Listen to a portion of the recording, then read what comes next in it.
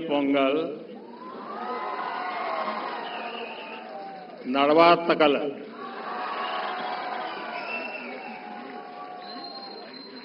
आज पोंगल एक global festival बन चुका है। दुनिया भर में तमिल समुदाय और तमिल संस्कृति से प्रेम करने वाले लोग इसे उत्साह के साथ मनाते हैं। उसमें मैं भी एक हूं।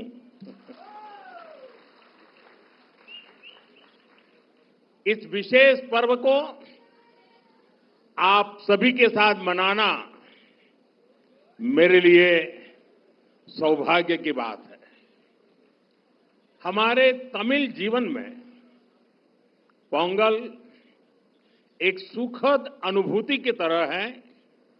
इसमें अन्नदाता की मेहनत, धरती और सूर्य के प्रति आभार का भाव है। साथ ही ये पर्व हमें प्रकृति, परिवार और समाज में संतुलन बनाने का रास्ता दिखाता है।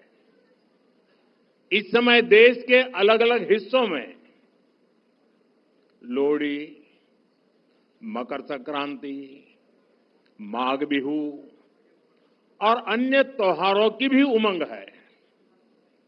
मैं भारत और दुनिया भर में रहने वाले सभी तमिल भाई बहनों को पोंगल की और सभी पर्वों की बहुत बहुत शुभकामनाएं देता हूं।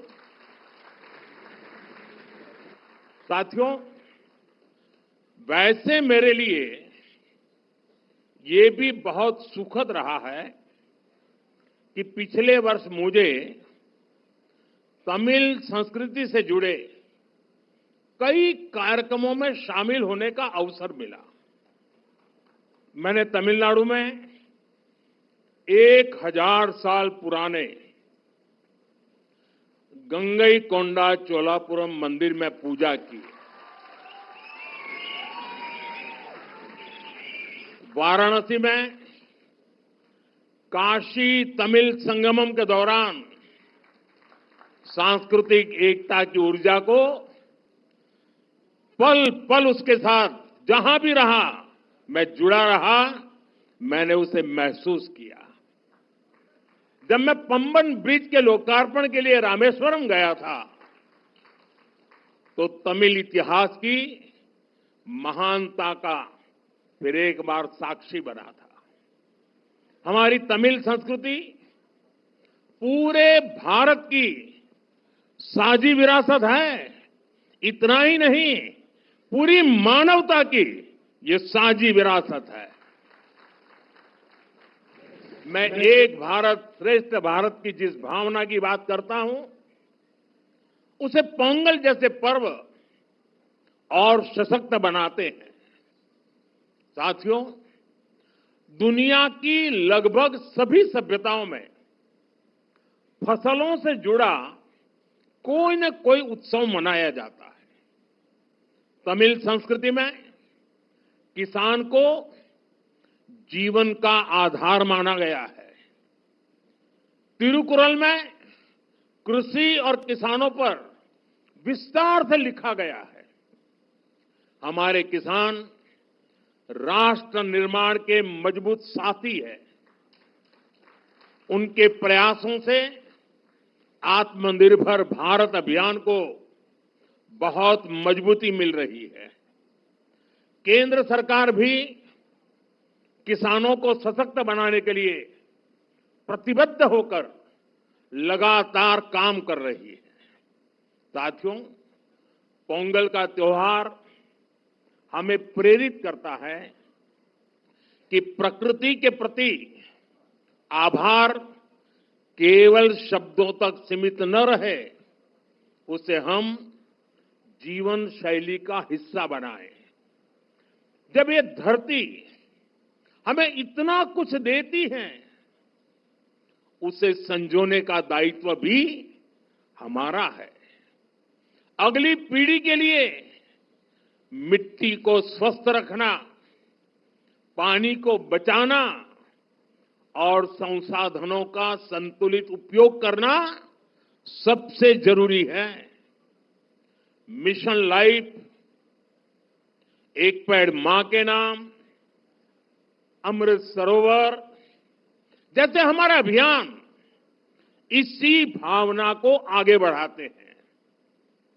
हम खेती को अधिक सस्टेनेबल और पर्यावरण के अनुकूल बनाने के लिए निरंतर काम कर रहे हैं।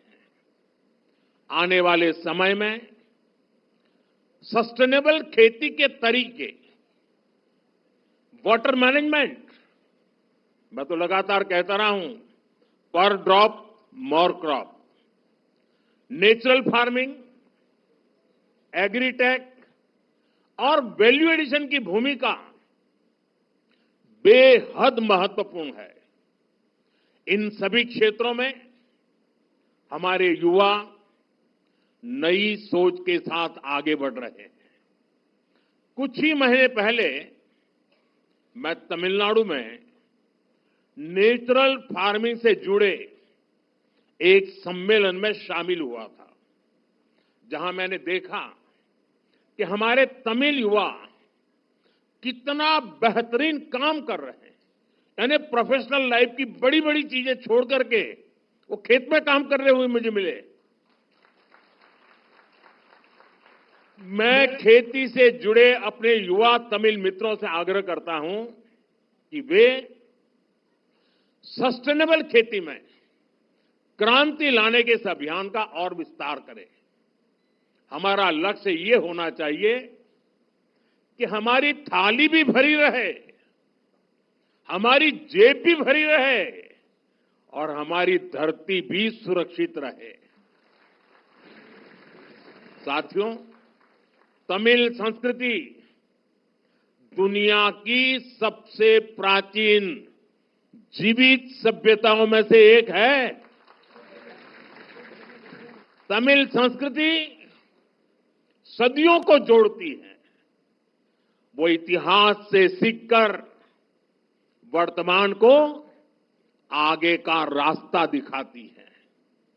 इसी प्रेरणा से आज का भारत अपनी जड़ों से शक्ति लेकर नई संभावनाओं की ओर आगे बढ़ रहा है।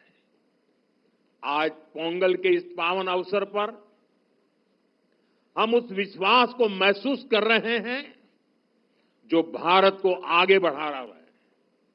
एक ऐसा भारत जो अपनी संस्कृति से जुड़ा है, अपनी धरती का सम्मान करता है और भविष्य को लेकर भरोसे में भरा हुआ है।